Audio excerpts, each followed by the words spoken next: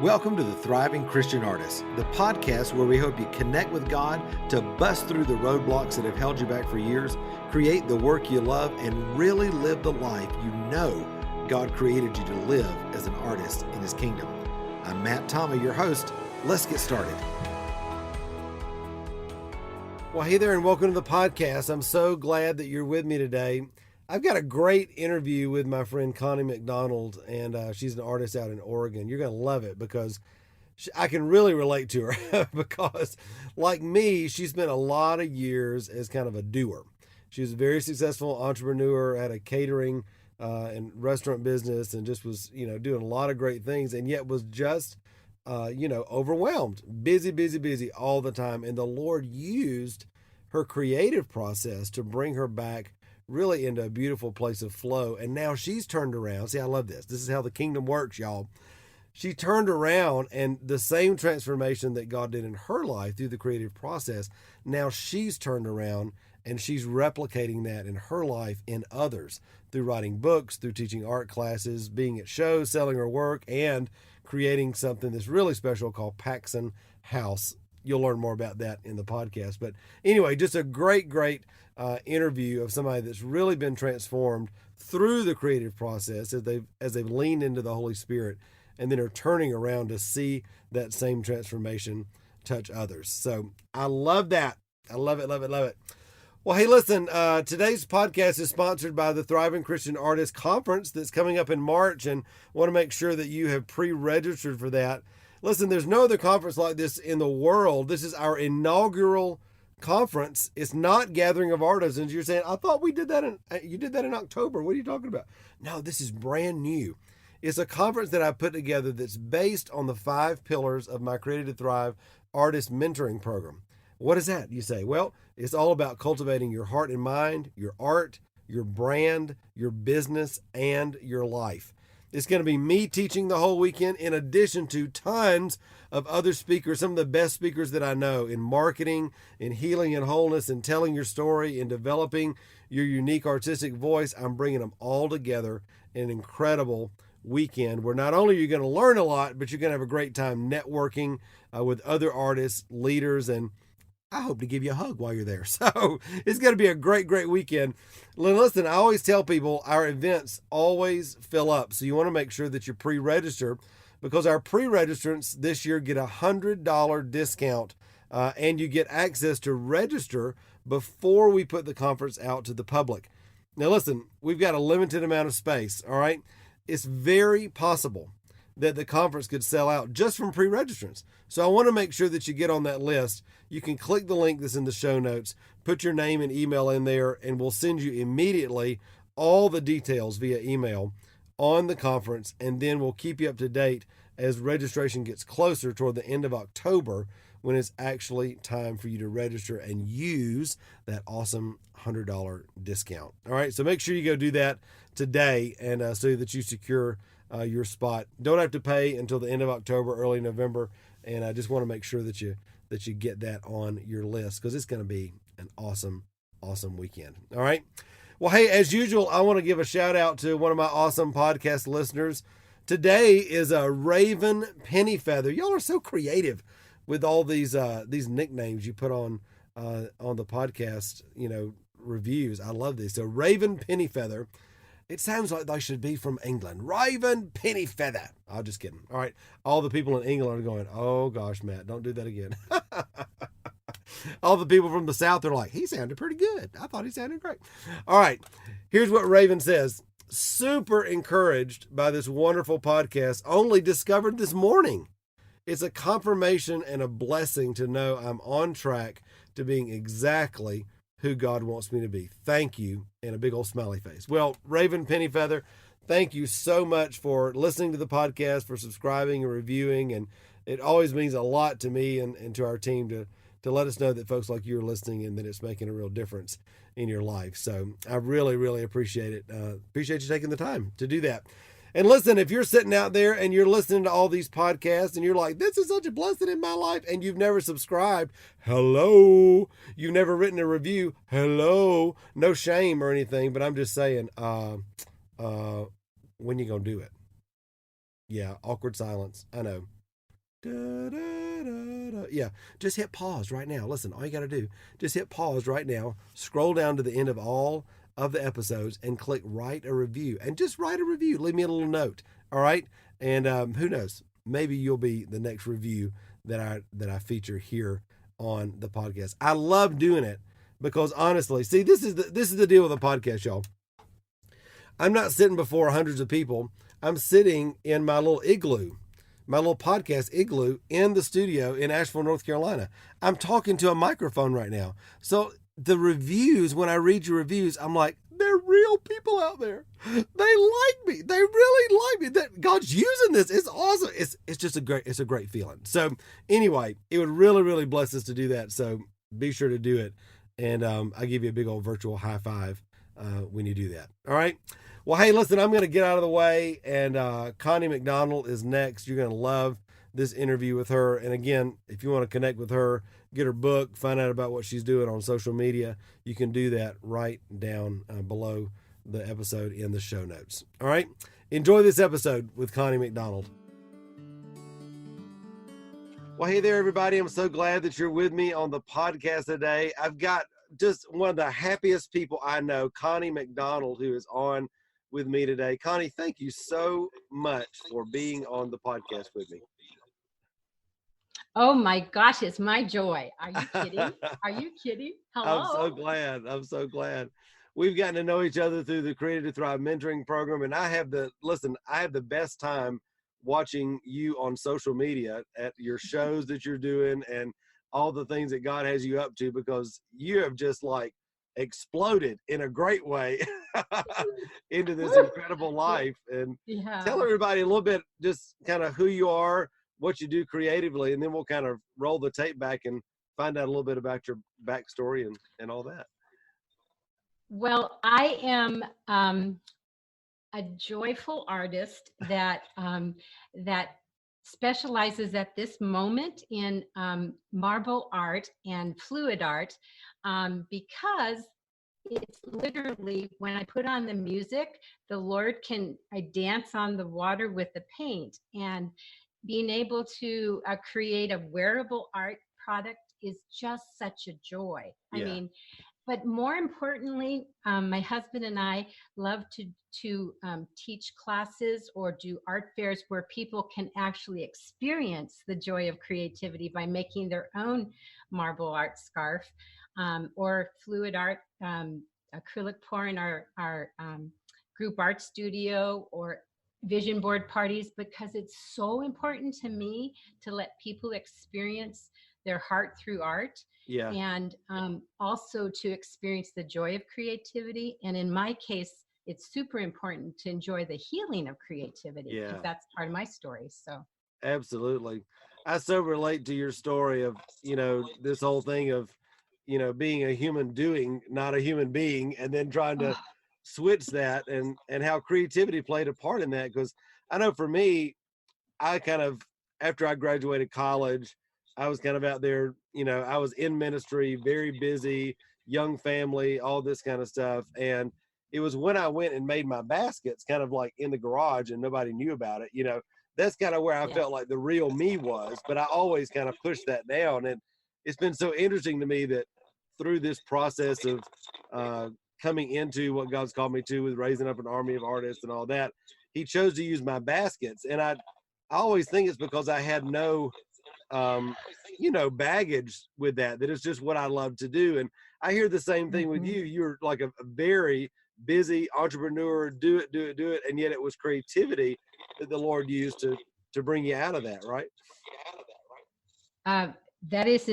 That is so dang true. It's not funny. I literally started, I had a restaurant and catering business in a small town in Oregon for 22 years. And I loved to do edible art, creating with colors and fruit and vegetables and designing banquets.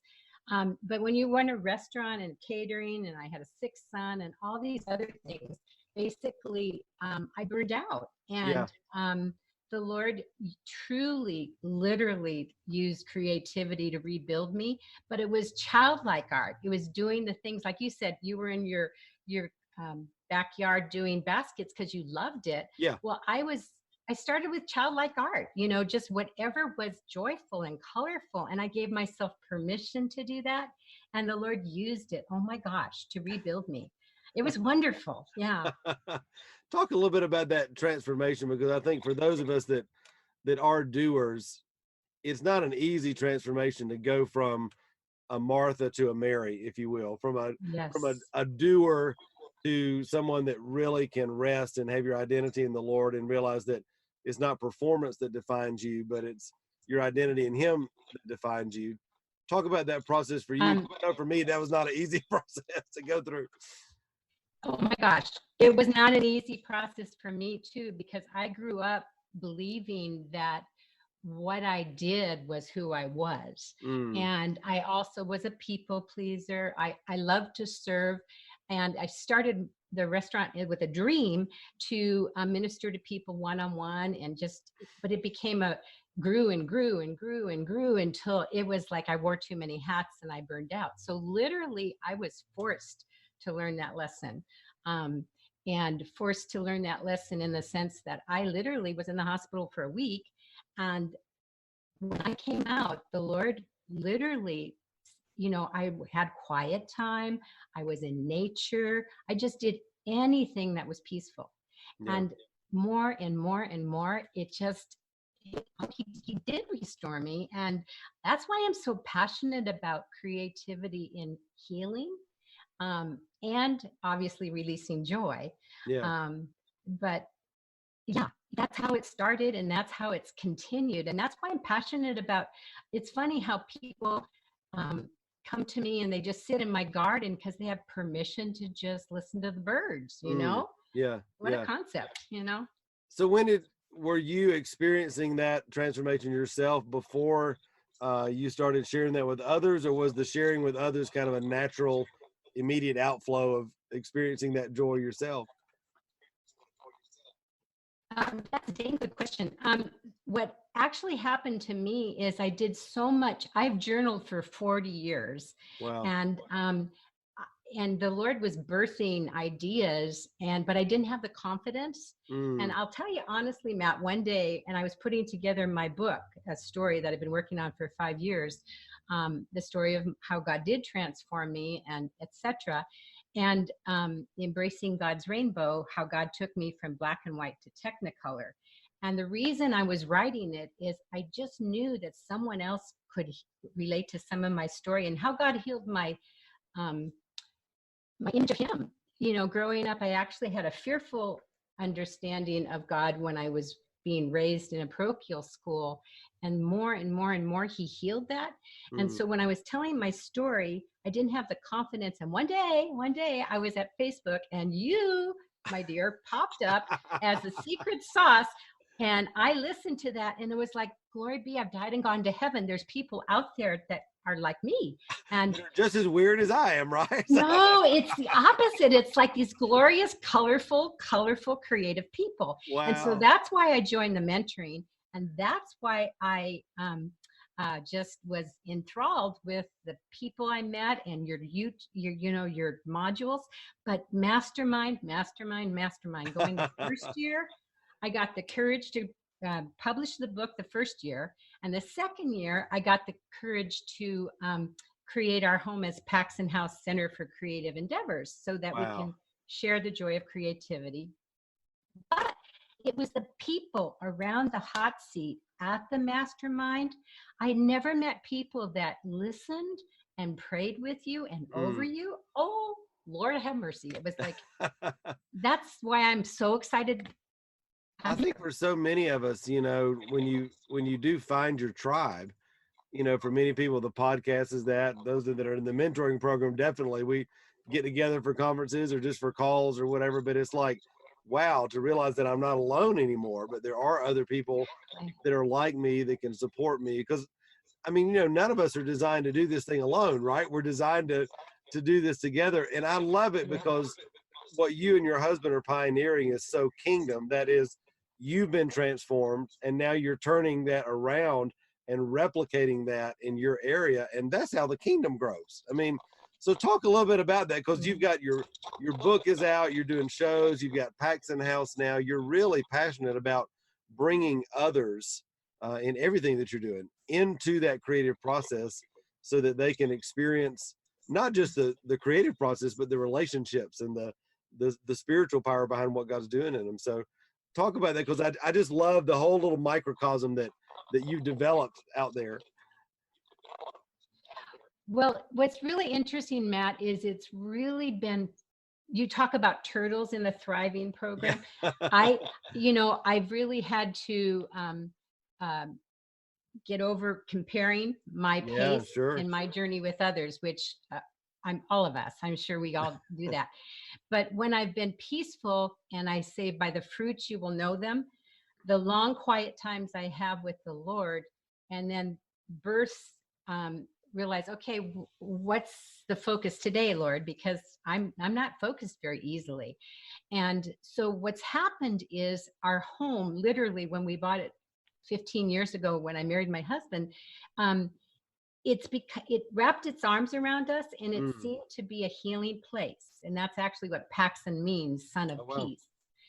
Anyway, but back to what your question was, is that it seems like the first I experienced the healing, first I experienced the transformation, and then I offer it on a beta test with friends, and then have the courage to offer it to neighbors. And then this year, oh my gosh, I'm 65, and instead of retiring, I really feel like my husband and I are refiring, Wow. because together we finally found an art form that we can do together, like with the marble art. Now he's a photographer, and dang good one, and I don't mess with that. I just support that. And he comes alongside of me and gives the masculine part of the marble art demonstration. And we're kind of like Punch and Judy. Yeah.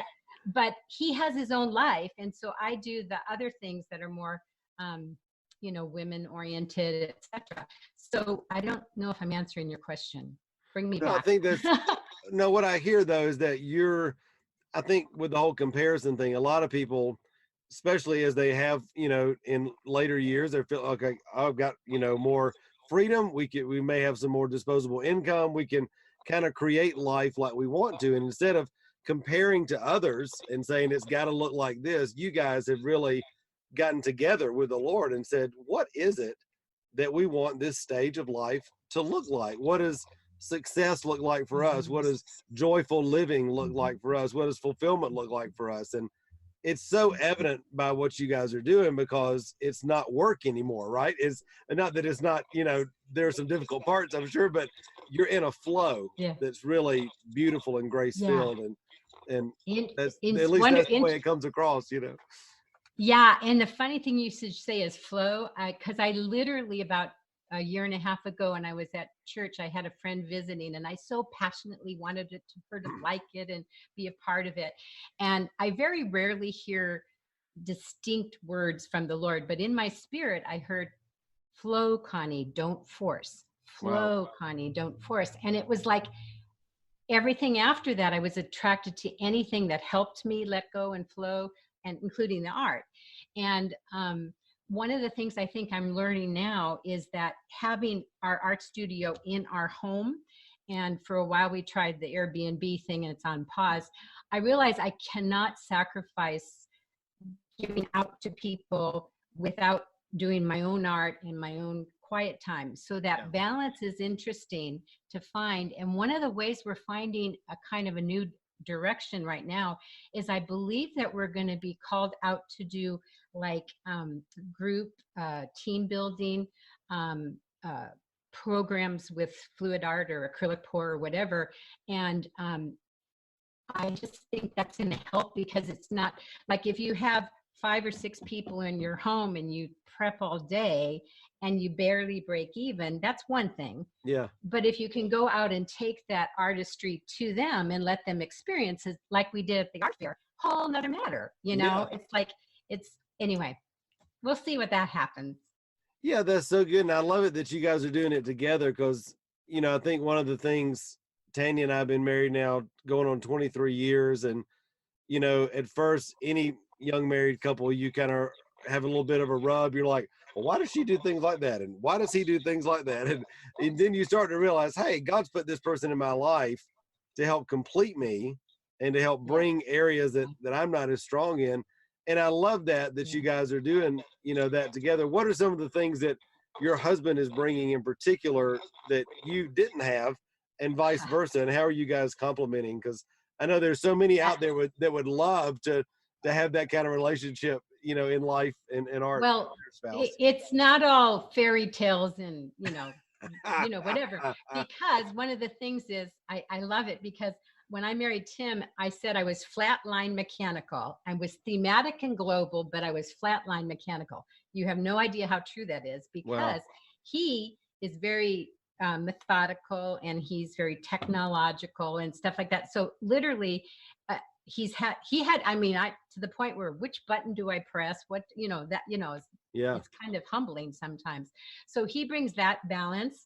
I speak my metaphoric language and poetic language, and he does it to a point, and then he glazes over and he goes, yeah, enough. Not so much. Yeah, but we do balance each other, and because he's still working, thank the Lord, we have another year of, kind of saying, okay, how can we stay in this house creatively, and also, we're asking those questions. And Yeah. so literally, kind of like, remember how Tanya was the administrator and that Yeah. kind of stuff, and are you working together now? Yes. Yeah. She just, in fact, this year, after 18 years of teaching, has come home and she's working in the mentoring business. So that's 5 people now on our team. And, but she's kind of I'm bringing her in to be the brainchild of all that so that I can be the fluffy encourager on camera, and they can all do the work behind Oh, camera. So oh, I'm so happy for you. That's so cool. Yeah, that's yeah, that's unfolding. that's so good. Well, Yeah. I think it's a real reality, especially for folks like you said that maybe in a later stage of life, and they're not Mhm. doing the thing that they've always done professionally, but they Yeah. still want income. They still want Yeah. meaning out of their life. Obviously, they've got more freedom, and being able to sit down and talk with a spouse and say, what is it that we want life to look like? Because Mhm. I see it all the Yes. time. People retire or people stop doing what they were doing Mhm. professionally, and they just kind of sit there like a bump on a log. And all of a Yes. sudden, you're like, well, what are you doing with your life? And in the kingdom, I don't see a concept of retirement, right? I love that. It's repositioning, like you said, refiring, right? Yeah. Yeah, Yeah. absolutely. Yeah. And yeah, I'm excited about that. I would like to travel more. I need to get the income to do that. But because we actually learned our marble art technique when we did our bucket list trip to Italy. And so, talk about being inspired and then bringing it back and, adapting an art form that's actually almost a lost art form, Yeah, you know. So that's it really cool. it would be what a concept if I could actually travel and be paid to travel. God could do that. Absolutely. Well, Yeah. I have a my former studio assistant that worked with me for several years. That was her dream, is she would love to make paper, and she ended up Oh. buying a Hollander beater, which is what they do all the paper grinding with and all that to make the paper. But it's portable. She can Ooh. literally hook it up behind the car on a trailer. They can go anywhere they want, and that's what they're doing now, is going and teaching paper making classes, doing fun things like that, and getting to travel. They don't have kids, Ooh. and it's wonderful. But again, they defined success and fulfillment Mm. for them, and Mhm. I just love that, because nothing's too big for the Lord, right? I mean, that's why not put it out there, because He's going to use you in whatever capacity that He chooses, and I just love that, and I love that Yeah. about your story. So Yeah. Thank you, Matt. Thank you. I'm deeply grateful. Deeply. absolutely. Well, Connie, I know people are going to want to follow you on social media and see you at shows and things like that. So Mhm. where's the best place that they can find out more about you and see what's going on in your life? Probably two ways. It's www.paxsonhouse.com, Paxson, think son of peace. And the other one is technicolorlivingwithconnie.com. Awesome. Um, and I'm not as good on Instagram, but it is Technicolor Living is on Instagram, and I'm still learning all this tech stuff. Yeah, absolutely. Anyway, And yeah. your book is on Amazon, I'm assuming? It is, and that would be a real joy if somebody the we have a faithful 35 people that have bought it and read it, and I just let the Lord pace it because Yeah. honestly, the marketing of trying to get a book, well, Matt, Yeah. it's hard work. So I just said, Lord, you're going to have to be my marketer, and Yeah.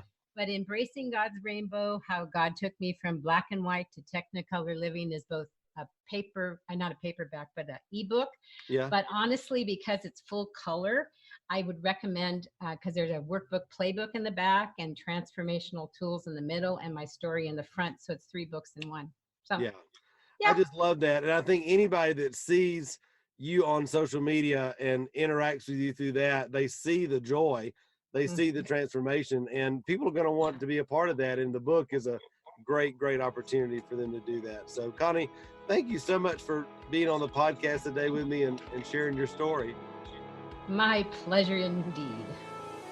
Hey, thanks so much for spending a few minutes with me today on the podcast. Listen, I hope it's been a huge encouragement to you on your journey as an artist. Hey, also, before you leave, make sure to hit the subscribe button so you don't miss any of the other episodes of the Thriving Christian Artist podcast. And also, be sure to connect with me on Facebook, Instagram, or at my website, which is matttommymentoring.com. Until next time, remember, you were created to thrive. Bye-bye.